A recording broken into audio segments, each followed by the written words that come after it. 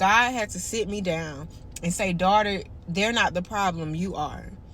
And what I think a lot of us miss is that a lot of relationships don't last. They're not healthy. They're ruined because we are operating from our own trauma wounds. And a lot of times we put expectations on people to be perfect. You know what I'm saying? They got to be the perfect friend. They got to be the perfect brother or sister. They got to be the perfect best friend. They can't make mistakes. They can't let you down. They can't have moments. You know what I'm saying? But you do, right? You go ghost. You don't talk to them about something. You mad about something. Y'all ain't had a conversation about it. You know, you probably forgot about something in their life.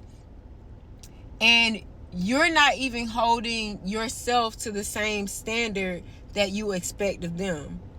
So the relationship is strained, it's tarnished, it ends, whatever it is. But what we have to realize is that everyone has their own trauma wounds that they're working from. And their wounds may not be the same as your wounds, right? And we can't put an expectation on people that's supposed to be God's place. So a lot of times through trauma, we learn codependency. We learn to depend on people more than we should. We learn to expect of people more than we should. We learn to, like put this perfection on people that they can't even live up to, because we can't even live up to it. I would never be a perfect friend. I would never be a perfect girlfriend or wife. I would never be a perfect mother. Why? Because we're always going to make mistakes. We're always growing. We're always learning. But I think a lot of relations, I know for a fact, because it's a truth in my own life. And a couple of years ago, I went through this, I call it a breakup with two friends that I had grown tremendously close to.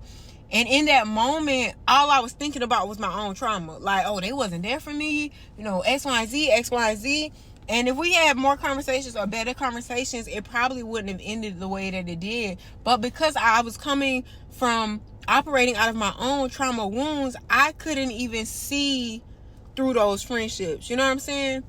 So I don't know. I just wanted to bring this topic up today. I want to know how you feel about it. And did this touch home for you? And if it does, I want you to take a moment and really go reflect with God in different areas of life, whether it's this one or any other area. Is there places where you can take more accountability and what you did wrong or what's going wrong or what you can do to make the situation better versus just being a victim and casting blame? That's it, y'all. Love you, friend. But God love you more. Bye.